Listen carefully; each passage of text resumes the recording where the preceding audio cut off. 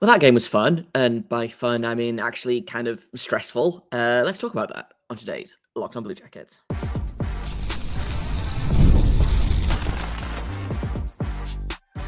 You're Locked on Blue Jackets, your daily podcast on the Columbus Blue Jackets, part of the Locked on Podcast Network, your team every day.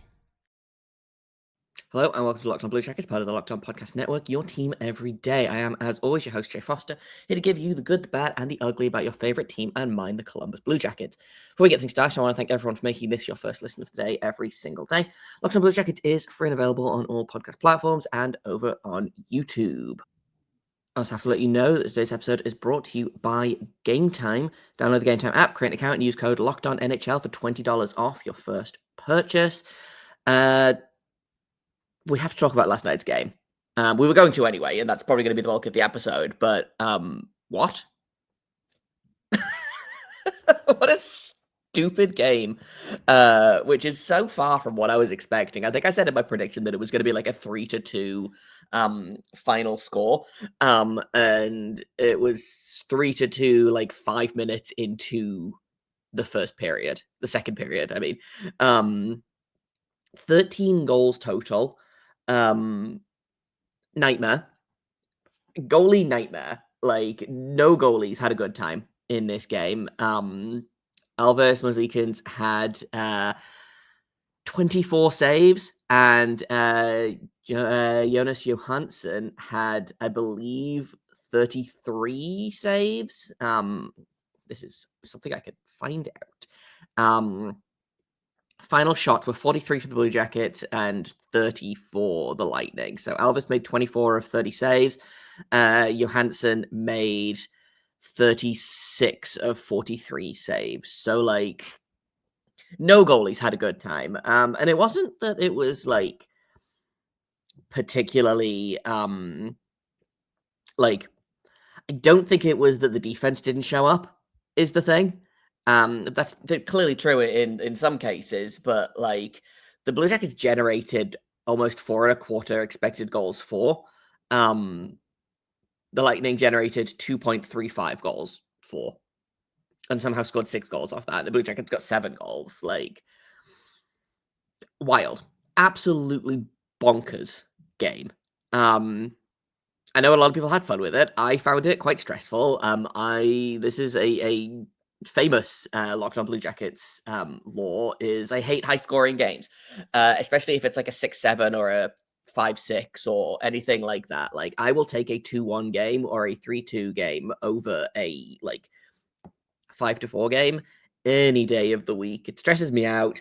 That game especially felt very much like someone scores and someone else scores. Like the Lightning spotted the Blue Jackets a 3-0 lead, and then the Blue Jackets made it 3-1 by the end of the first period, tied it up very quickly with a even strength goal and then a power play goal from Kent Johnson.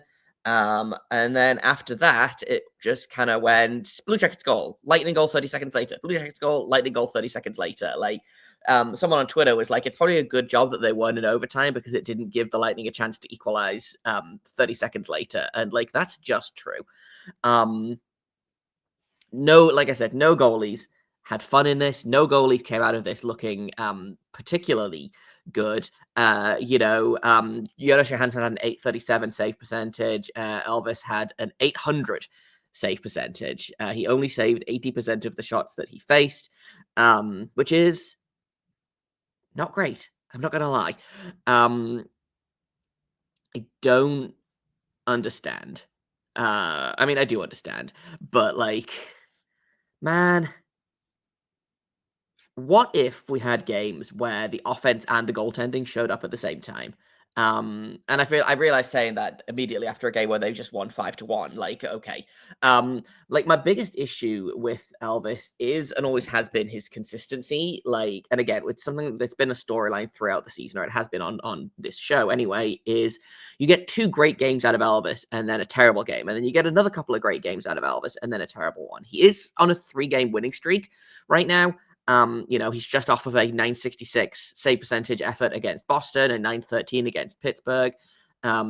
you know? And like I said, he's won 3 games in a row. So, like, maybe we're not going to crucify him too much. And also, in a game like this, I don't think it's, like, particularly helpful to say, well, Elvis needs to be better. Like, of course he needed to be better, but he was better than the other guy. They got the win. This is just one of those games that, like, you just kind of cross your fingers that they don't hope too often, quite honestly. The underlying stats kind of favor the Blue Jackets pretty heavily, which is fun, and we'll talk about that in a minute here. I also wanted to talk about very briefly, which is probably going to be less brief than I think it is. Zach Werenski last night was excellent. That is the Zach Werenski that we have seen, like, a couple of seasons ago. Like, it would have been, I believe, the season immediately prior to when he got hurt. Like 13 games into the season. I'm gonna knock on wood here because I could only use my powers for evil. So he got hurt. Yeah, he got hurt in the 22-23 season. The season before that, he had 48 points in 68 games. And then a couple of seasons before that, he had a 20-goal performance in 63 games in the 2019-2020 season. So far this season, he's got 6 goals and 13 assists for 19 points in 19 games. He had 5 points last night, which was good enough to take him from 14 points in 18 games to 19 points in 19 games. He is, I believe, now 5th all-time among point getters on the Blue Jackets. I believe the only people ahead of him are Boone Jenner, Cam Atkinson, Rick Nash, and I want to say Nick Foligno is up there as well. They showed the graphic last night, and I couldn't quite remember it. He just overtook David Verborny. He's got 319 career points, or it might be more than that now. Actually, it might be 320 career points, 321 career points in 505 games. Like, truly, as a defenseman, like, MVP stuff. You know. He's on pace, like we do this. He's on pace for 82 points in 82 games, which is not going to last. It's so funny, though. On pace for 26 goals and 56 assists, which would be career highs in every single metric. And he's doing this with, like, no penalties either. He's had 2 minor penalties so far this season in 19 games. Like, I saw a lot of people talking online about like how we should be in the running for the Norris, and I think it's way early for that. But if he keeps this up, like, he could be in the conversation. You know, I don't think he's gonna win, but, like, he could certainly be in the conversation. And, like, we're barely a quarter of the way through the season right now, so, like, again, it's small sample size, but. And I think it's probably skewed by the game he played last night. But in his last 4 games, he's got 9 points, I believe, including last night's 5-point effort. And he is, like I said, he is currently, I believe, leading all Blue Jackets in points right now. Which, again, as a defenseman, he's tied with Sean Monahan, who also had a 4-point night last night, I believe. So he's up to 7 goals and 12 assists. Which, again, what a revelation Sean Monahan has been. And I know that I've kind of been on his back that we needed more from him. Well, we got more from him last night. He has 19 points in 19 games, which is second only to Cale Makar, who has 28 points in 20 games. But I think Werenski's metrics, and, like, I might be wrong here, but I feel like Werenski is doing much better in terms of underlying stats than Makar is. I'm just going to see if I can pull that up now, to kind of talk about what we're talking about. So Cale Makar is scoring. He's at 5.5 expected goals, and he's got 8 of them. Werenski's at 4.5, and he's got 6 goals. Cale Makar is getting a lot more of his starts in the offensive zone.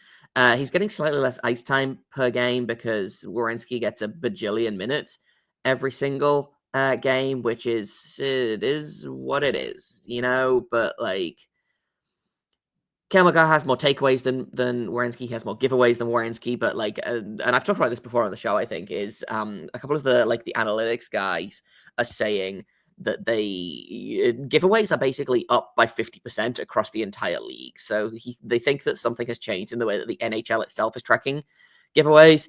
There's some speculation of, are they counting like dump-ins as a giveaway, for example, if they don't immediately regain possession? Something along those lines. But Werenski is out attempting Cale Makar. He's not shooting as high of a shooting percentage. Like, he's only shooting at 8% right now. Makar is shooting at 13%. He's got more shot attempts. He's got more shots on goal. He's missing the net less than Makar. This is all kind of offensive stuff, and I do think that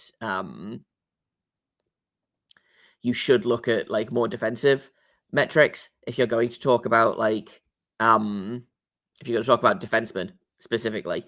But like all of his offensive metrics beyond like actual points are generally better than Makar. I wish I could find what I wanted, which is let's try an actual stat trick. I want to find out what their individual on ice performance is like beyond actual points and shots, basically. Money Puck is great, but it is not giving me what I want with easy work. So we're looking at on ice performance for defensemen that have played more than 100 minutes. So in terms of defensemen that have played more than 100 minutes and the expected goals for percentage, where is...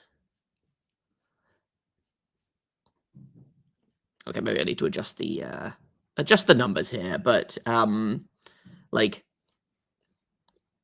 the point of the point I'm trying to make here is that like he should definitely be in the conversation for the Norris. And if he's not, like, again, small sample size, he could very well fall off. It's one game that he was, dominant in, but he's played like this all season, and the bounces just haven't been going his way, which is kind of stupid to say about someone that had, 14 points in 18 games before this.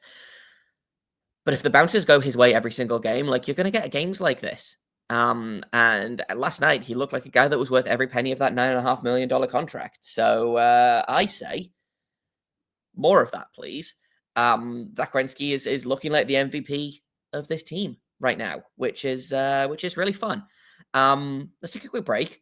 And then when we get back, I want to talk about a couple of other defensemen that had excellent performances last night that I had liked their games when I watched them, and then I went and looked at the stats afterwards, because that's how you should engage with the stats, is does this match what I am seeing, as opposed to looking at the stats and then going, yes, actually, going back to look for that.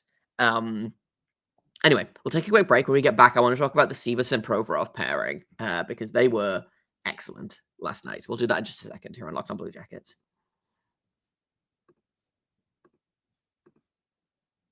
First, I'm going to tell you about GameTime, because I don't know about you, I love last-minute deals on tickets. Usually, prices get more expensive closer to the game that you get, but with GameTime, prices actually go down right up to puck drop, tee off, whatever kickoff, like whatever sports metric you want to use for this. And they don't just have sports either. You can go to comedy, you can go to music, you can go to theater. Like, all of this stuff exists on GameTime, which is great. And they've got GameTime Picks, which means curation makes it easier to save more by showing you only great deals and filtering out all of the fluff. So if there is something that's got a lot of tickets, then GameTime is the place to go, and it will show you only the best seats and the best prices, not anything else. They've also got a low price guarantee, which means that if you find tickets in your section and row for less, GameTime will credit you 110% of the difference, and your purchase is covered with the most flexible customer service policy in the ticketing industry. So take the guesswork out of buying tickets with GameTime Picks. Download the GameTime app, create an account, and use code LOCKEDONNHL for $20 off your first purchase. Download GameTime today. What time is it? Game time.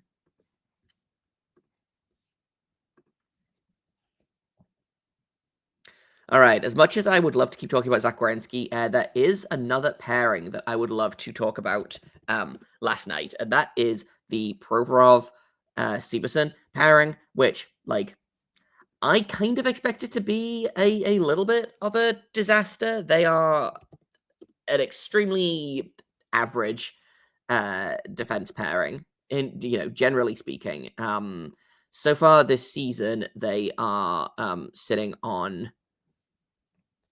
Okay, well, after last night, they're sitting on an expected goals for percentage of 67.9, which is over 10% better than the next pairing, which also had Damon Severson on it. So maybe we're all wrong about Damon Severson. But that Provorov Severson pairing last night were truly, truly excellent. They were on the ice for Damon Severson was on the ice for 43 shot attempts for, 43 shot attempts for, and 10 against. On the ice for 2 goals for and 0 against. They outshot the other team 20-5 when he was on the ice. Ivan Provorov on the ice for 47. This is all at 5-on-5, by the way. Ivan Provorov on the ice for 47 shot attempts for and 11 against.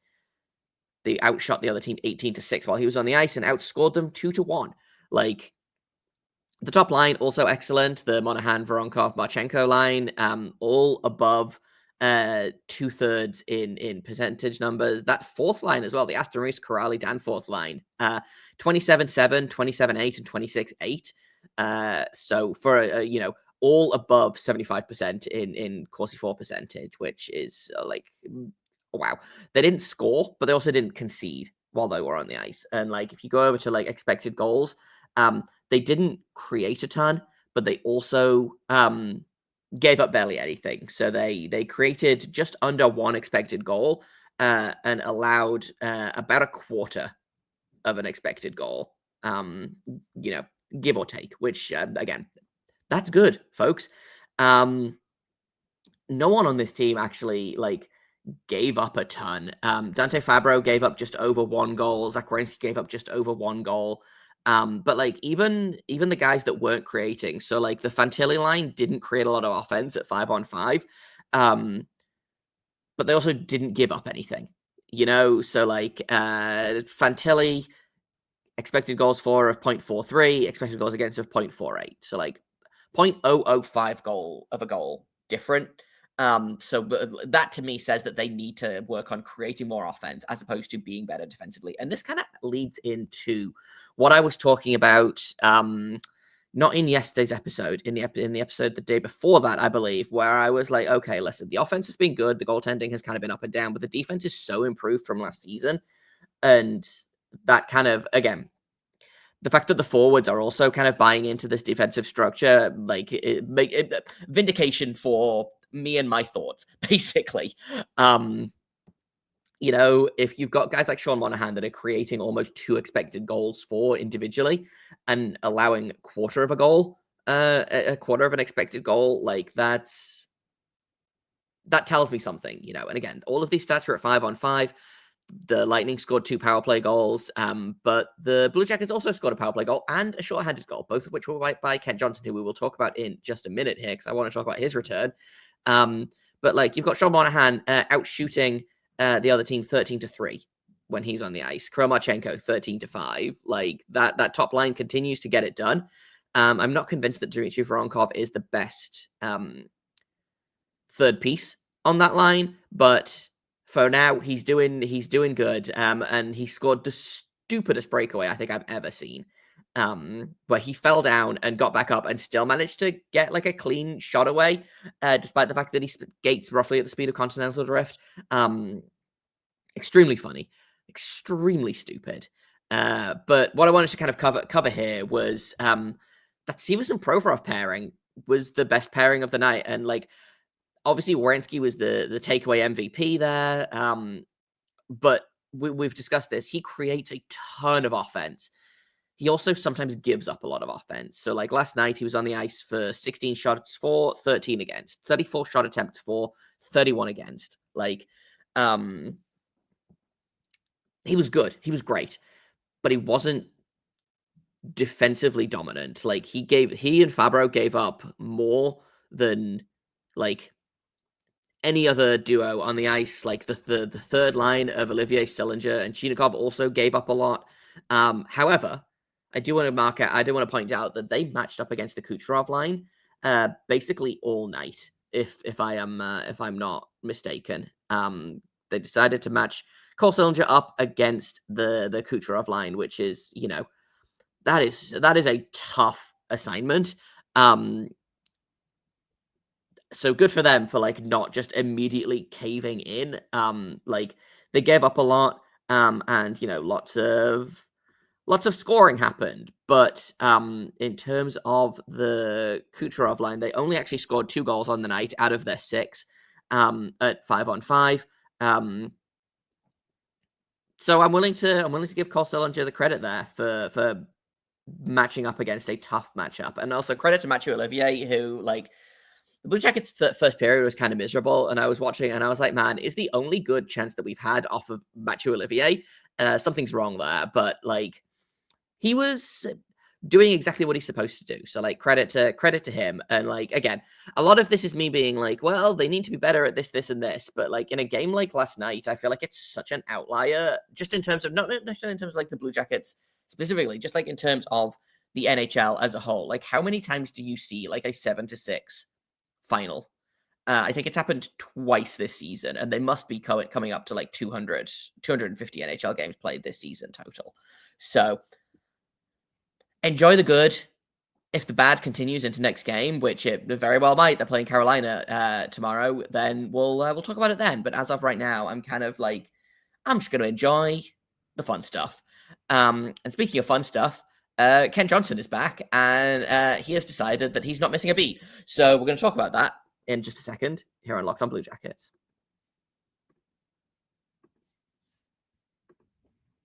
First, I'll tell you about FanDuel. Take a big swing and get into the NFL action right now with FanDuel, America's #1 sportsbook. Customers can bet $5 and get $150 in bonus bets if you win that first $5 bet.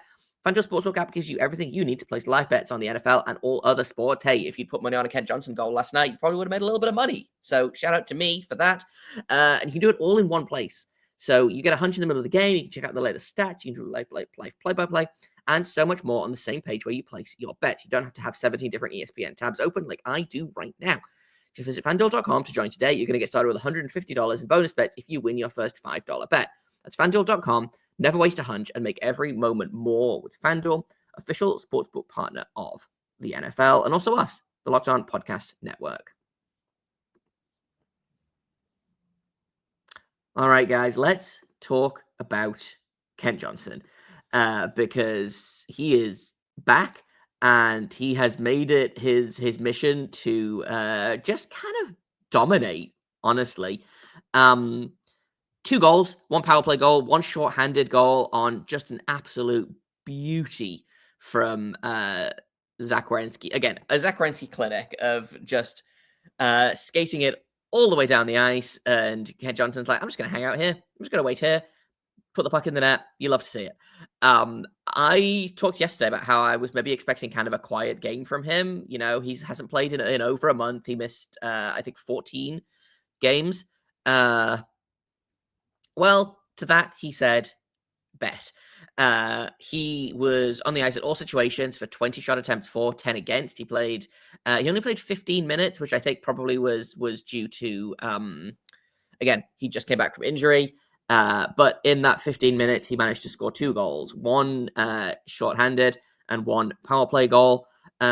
He only actually got 40 seconds of penalty kill time, which I assume ended as soon as he scored that shorthanded goal. But that was actually the only shot attempt that happened while he was on the ice on the penalty kill. Again, small sample size, but very, very fun.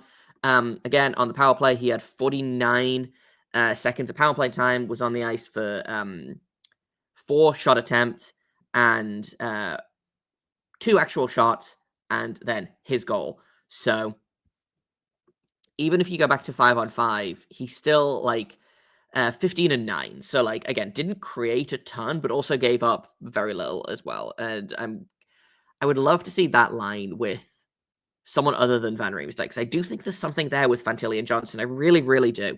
I'm just not sure that Van Riemsdyk is the third ideal piece for them. So again, keep tweaking, keep figuring out what's working and what's not. But what a comeback for Kent Johnson, who again, he missed 14 games and has decided, actually, I'm just going to pick up exactly where I left off. And we talked about this yesterday. He's like in the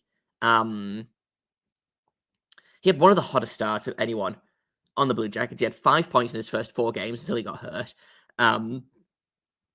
Missed a month and 4 days, give or take. Had a 2-goal effort against Tampa Bay, and now he's up to 7 points in 5 games. This is after he had 16 points total in 42 games last season. So, like, I'm not sure what he's on pace for right now, especially with him kind of missing time. But I'm sure Elite Prospects will tell me what he is on pace for, because that is one of my favorite things that Elite Prospects does. Is it shows you the really stupid, like, here's what he's on pace for, like a 95-point season right now, which is probably not going to last. However, 95 points in 68 games will be hilarious. That's a 54-goal pace. Again, not going to happen. He will fall off, but a really, really good effort from him to A, come back, and B, make his case to stay in the top 6, because a lot of Kent Johnson's ice time so far this season has kind of come on the power play and the penalty kill, and then he's mostly been playing. He was mostly playing third line minutes before he got hurt, I believe. Like, I could be wrong about that, and that does in fact feel like I could look up right now. So his most consistent line mates so far were Mikhail Pucha and Cole Sillinger. That's a third line. He played 36 minutes there. He played with Van Riemsdyk and Fantilli for 15 minutes last night. And then anything else would have been under 10 minutes. So I think, again, he got hurt in the 4th game of the year, I think. So that 36 minutes does make sense. So my guess is he played almost exclusively on that line. They maybe changed things up a little bit, but coming back, 2-goal performance. Again, it wasn't like 5-on-5, but he's made a really good case to stay in the top 6. Like, again, Fantilli needs someone, and I think that someone is Kent Johnson. I'm just, again, I don't know what the answer is to the other person on that line. I know that they're talking about trying to bring in a top 6 winger, because obviously they lost 2 huge top 6 wingers in the offseason, and then Bujena was out, or it continues to be out. And they seem to like that Sillinger, Chinikov, Olivier third line. So, like, what do you do there? They don't really have a guy that, unless you call someone up and see what happens. Like, do you call Gavin Brindley up and give him a try? Do you call Trafik Swansky up and give him a shot? Like, probably not. I think they're content leaving those guys down in the minors for at least a little bit. But once they figure out that second line, like, it really does feel like Adam Fantilli is going to bust out, like, so soon. Because, again, I thought he was good last night. They just need to figure out what line mates are going to be the best option for him. So, all in all, stressful game, fun game for most people, not for the coaches, I imagine. I suspect that everyone will be getting a lesson in not allowing goals after that on both sides. But it was a fun game. I would have been mad if we'd lost. But coming back they were down 3-0, like 12 minutes into the first period. I can probably find that out, actually. The first goal came at 1:51. The second goal came at 3:58. The third goal came at 11:52. That one stung because that was the Cam Atkinson goal, and I was like, "Are you kidding me?" And then a couple of minutes later, Sean Monahan starts the comeback. Makes it 3-1, but like, you were down 3-0 less than 12 minutes into this game, and you come back and you win that 7-6. Like, wild, truly wild. Insane game, fun, yes. I would like if we didn't do that again now. But who knows? They're facing the Carolina Hurricanes next, which we're going to do a special bonus Saturday show, I think, to talk about that game, because the Carolina Hurricanes are just coming off of a loss and are going to be mad about it, I think. So we'll talk about that on tomorrow's episode. Thank you for listening to this episode, for making it your first listen of the day every single day. Locked On Blue Jackets is free and available on all podcast platforms, over on YouTube and on SiriusXM. Thank you for tuning in. I've been Jay Foster. You can find me on Twitter at _Jacob Foster, JAKOBFORSDER. I'm also over at Blue Sky without the underscore. And the show is available on Twitter at LO_Blue Jackets. It will be available on Blue Sky very soon. So check that out when we make the move over there. I will let you all know, obviously. But like I said, back tomorrow. We'll talk about tomorrow's game versus the Carolina Hurricanes. Until then, make sure you stay locked on.